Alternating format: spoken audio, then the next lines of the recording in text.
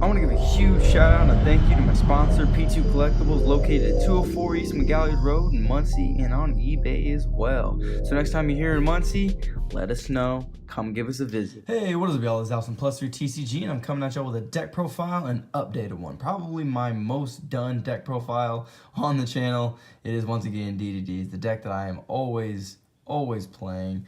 This in Super Heavies are probably the deck that I play, or play tested the most for hires is coming in hot. I just like to play a lot of fun casual decks, and at one point in time this deck was absolutely insane, but the power creep is real, and this deck is pretty much done for. It is just such a fragile little turd that you can't do much with it. But now that we have High King Genghis, this deck is able to extend a lot more, and I want to showcase the deck profile. Let me know in the comment section if you want to see some of the some of the combos.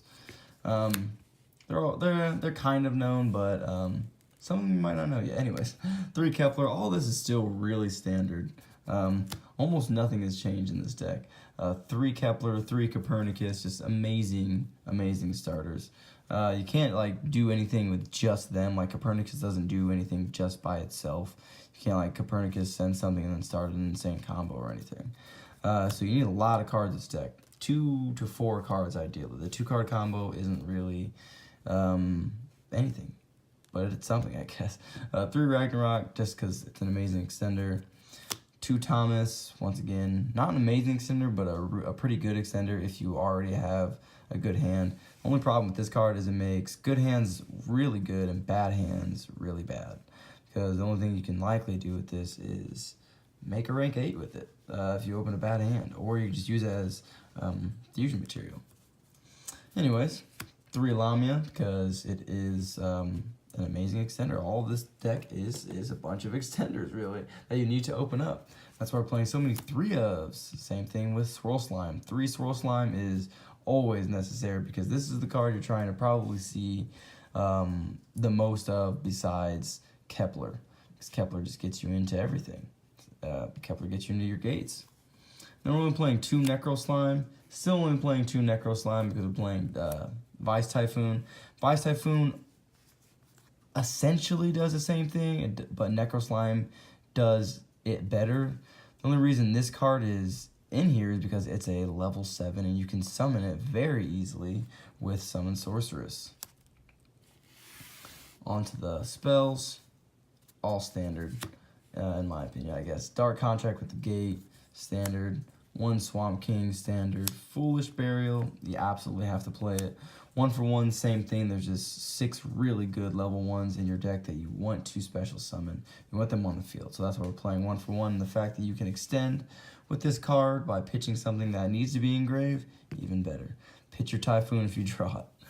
Then we're playing 3 Revival spells, World Legacy Succession, Monster Reborn, and Soul Charge. The Soul Charge obviously being the win condition in this deck. If you open any combo in Soul Charge, you should most definitely end with 3 negates.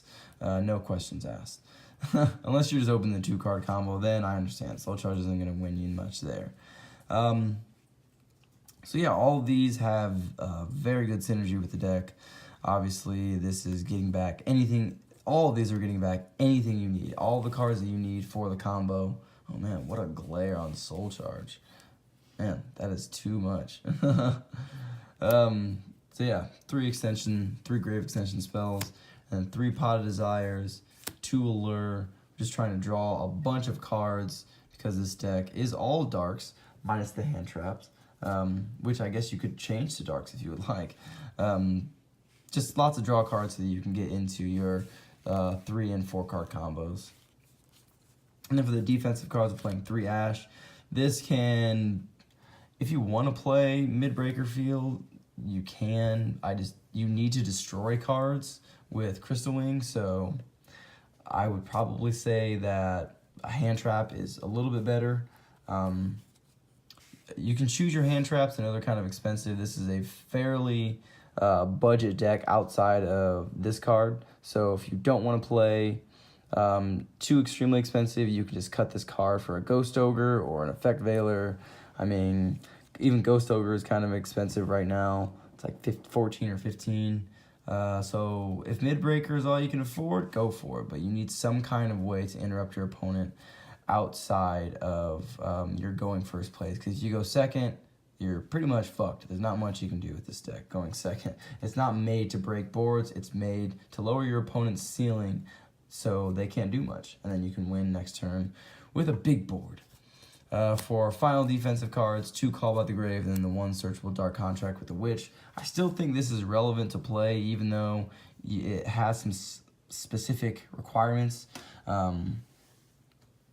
As far as like being able to target a card in the field and destroy it, but it is still relevant, and I think that is why you should play it. It's just a searchable defensive card, spot removal, and any kind of searchable spot removal is usually pretty good, even if you aren't always getting it off. It's good for Lamia, bait, you can just pitch it if you absolutely don't need it turn 1. But other than that, that's the main deck.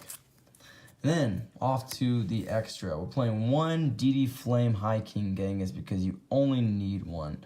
The deck doesn't function around this card at all, so you don't need to be playing a ton of these cards because, like I said, it's just an extension play. So you're playing 2 of the little Genghises because it does the exact same thing as this one.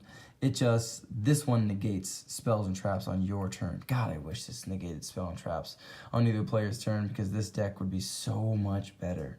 You could just end on this, really, and at least have some kind of play extension for the next turn.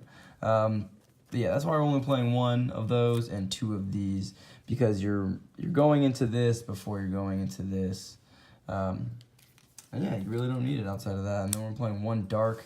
Dark is just there for the level 7. I mean, if you have to end on this, that is because you bricked and you're probably going to lose because if this is the only card you have to summon, man, it sucks to suck, but that's the deck sometimes, it bricks. And Dark, like I said, is just there for the 7.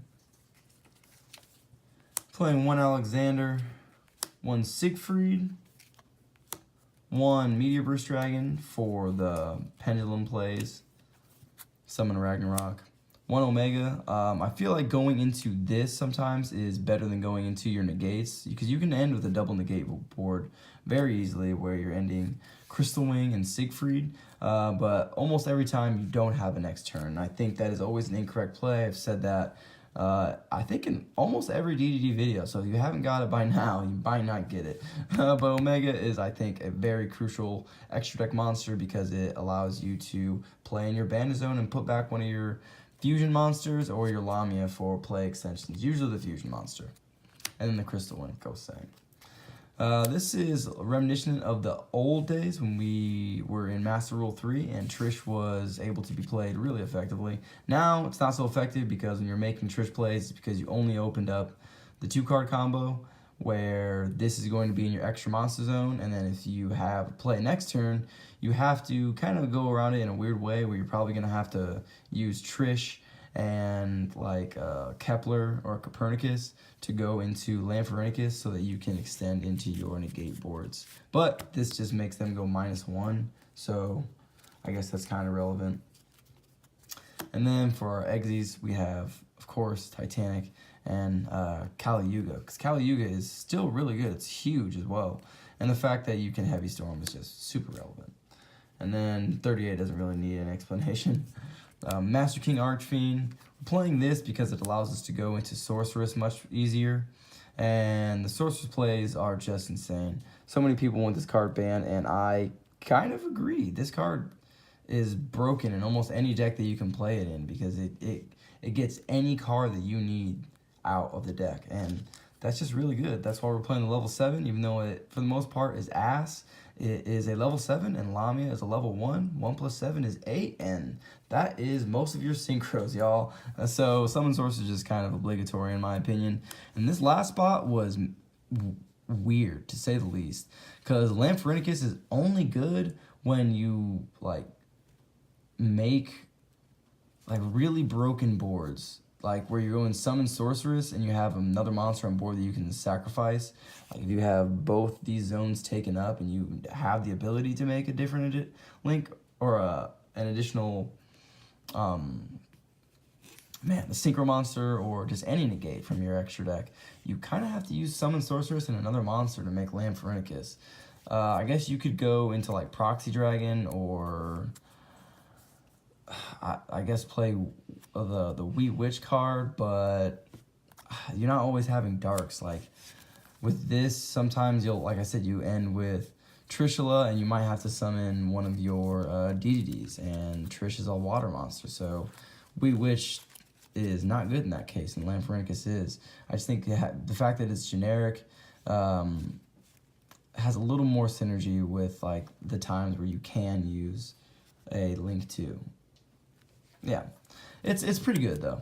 Let me know what you think down in the comment section below. Like I said, I've been working with this deck quite a bit. Let me know if there's something I'm missing or if you think I can cut something. I guess these are probably the only 2 cards you can effectively cut and play something else. You don't have to go, if you're going into this card turn 1, it's likely that you don't have the greatest hand and you're kind of hoping to top deck into another combo piece. So this doesn't make your like good hands good, it just makes your bad hands decent. So this is something to potentially cut, and Lamphorhynchus could then become something else. These could become 2 Link monsters. I'm not sure. Let me know down in the comment section below, y'all, because there are so many options with this deck. This is Alex with +3 TCG. Sign out, y'all.